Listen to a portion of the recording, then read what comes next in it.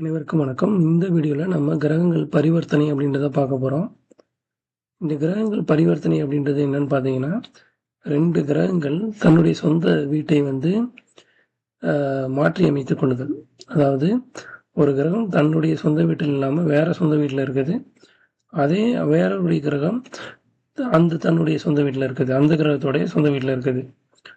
அந்த எக்ஸ்சேஞ்ச் தான் வந்து பரிவர்த்தனை அப்படின்னு சொல்கிறோம்.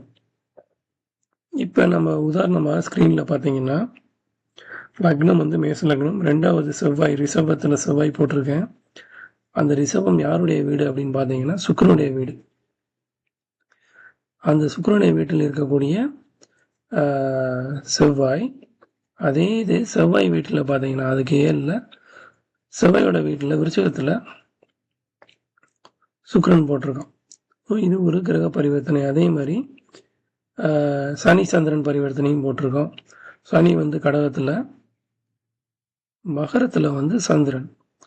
மகரத்தோட ஆட்சி வீடு மகரத்தில் எந்த கிரகம் ஆட்சியாக இருக்குன்னா சனி. ஆக்சுவலாக அந்த கிரகம் வந்து சந்திரனுடைய ஆட்சி வீட்டோடையும், அதே சந்திரன் வந்து சனியோட ஆட்சி வீட்டிலையும் பரிவர்த்தனையாக இருக்குது.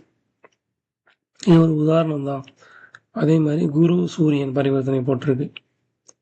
இந்த பரிவர்த்தனைகள்லாம் நம்மளுக்கு என்ன நடக்க போகுது? பரிவர்த்தனை பெற்ற கிரகங்கள் நல்லது பண்ணும் அப்படின்றது பொதுவான விதி. ஆனால் பரிவர்த்தனை பெற்ற கிரகங்கள் வந்து நண்பர்களா பகைவர்களா, அதன் பார்வை என்ன, டிகிரி என்ன, சேர்க்கை என்ன, எல்லாத்தையும் பார்த்து தான் நம்ம வந்து பலன் தர முடியும். இப்போ சூரியன் குரு அதோட பரிவர்த்தனை வந்து வேற மாதிரி பலன் தரும். சனி பார்த்த சந்திரன் பரிவர்த்தனை வந்து வேற மாதிரி பலன் தரும், நெகட்டிவ் இம்பேக்ட் தரும். குரு பார்த்த சூரியன் பரிவர்த்தனை ஒரு பாசிட்டிவ் பரிவர்த்தனையாக இருக்கு. சுக்கிரன் பார்த்த செவ்வாய் பரிவர்த்தனை வந்து ஒரு 80% நல்லது தரும். சரியா?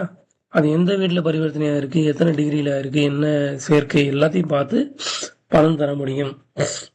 ஸோ மேலும் வந்து இந்த நம்முடைய சேனலை வந்து சப்ஸ்கிரைப் பண்ணி நீங்கள் வந்து சப்போர்ட் பண்ணுங்கள்.